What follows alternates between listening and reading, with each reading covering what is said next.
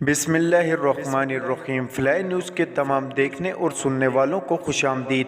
اگر آپ ہمارے چینل پر نئے ہیں تو سب سے پہلے چینل کو سبسکرائب کر دیں اور بیل آئیکن کو پریس کر دیں اور ہماری ویڈیو کو پورا دیکھیں تاکہ دنیا کی معلومات سے آپ باخبر رہ سکیں۔ آئے بڑھتے ہیں خبروں کی جانب۔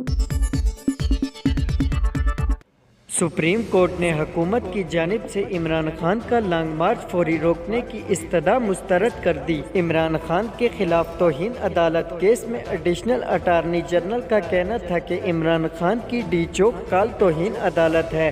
26 مئی کو صبح جناح ایونیو پر 6 بجے ریلی ختم کی گئی۔ عمران خان مختص جگہ سے گزر کر بلو ایریا آئے اور ریلی ختم کی۔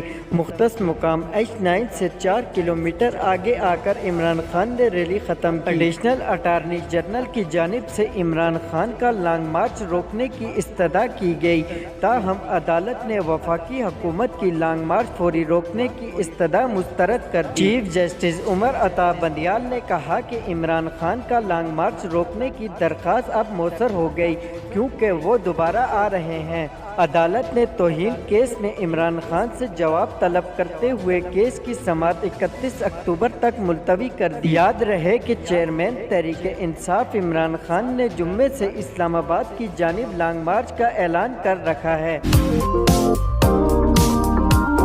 کینیا کی پولیس نے ارشد شریف کی موت پر موقف بدل لیا اور اب دعویٰ کیا ہے کہ ارشد شریف کی گاڑی روکنے والے اہلکاروں پر پہلے فائرنگ کی گئی، جس سے ایک کانسٹیبل زخمی ہوا جبکہ جوابی فائرنگ میں ارشد شریف کی موت واقع ہوئی۔ اس سے پہلے کینیا پولیس کی رپورٹ میں کہا گیا تھا کہ ارشد شریف کی کار نہ روکے جانے پر فائرنگ کی گئی تھی۔ کینین میڈیا کے مطابق واقعے کے دن ارشد شریف اور خرم احمد نے نیروبی سے کچھ دور کامروں میں واقع انٹرٹینمنٹ کمپلیکس میں وقت گزارا تھا۔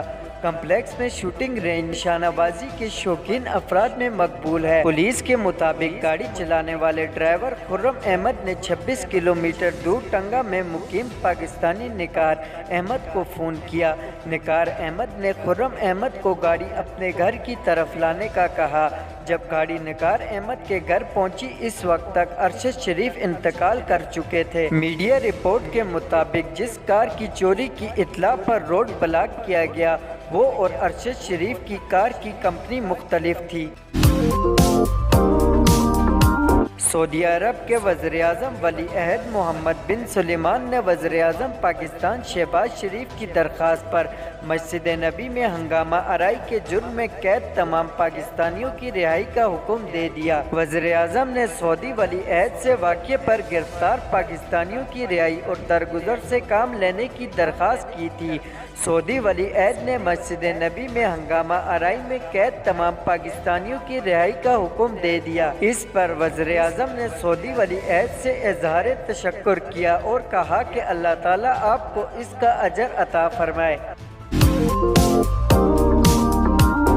Karachi chief justice Sindh high court Ahmed Ali M Sheikh نے کلفٹن میں سیلاب سے متاثرہ بچی سے اجتماعی زیادتی کا نوٹس لے لیا۔ رجسٹرار سندھ ہائی کورٹ کا کہنا ہے کہ چیف جسٹس نے واقعے کا نوٹس اخبارات میں شائع ہونے والی خبر پر لیا۔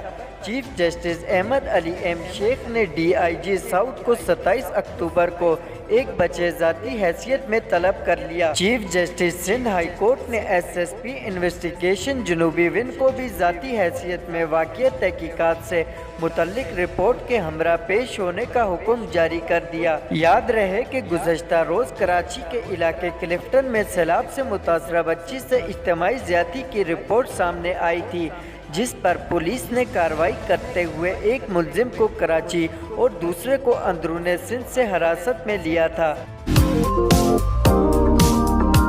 اسلام آباد وزارت داخلہ نے سینئر صحافی ارشد شریف کے قتل کی تحقیقات کے لیے بنائی گئی ٹیم کو تشکیل نو کر دی۔ وزارت داخلہ کی جانب سے تحقیقاتی کمیٹی کی تشکیل نو کا نوٹیفیکیشن بھی جاری کر دیا گیا ہے۔ जिस के मुताबिक 2 रुकनी कमेटी में वफाकी तहकीकाती इदारे FIA के डायरेक्टर अजहर वहीद और इंटेलिजेंस ब्यूरो के डिप्टी डायरेक्टर उमर शाहिद हामिद भी शामिल हैं। नोटिफिकेशन के मुताबिक तहकीकाती टीम फौरी तौर पर कीनिया का दौरा करेगी। गुज़श्ता रोज अरशद शरीफ के कत्ल की तहकीकात के लिए तश्कील दी गई कमेटी के अरकान की तादाद 3 थी, जिसमें ISI के कर्नल साद अहमद भी शामिल थे।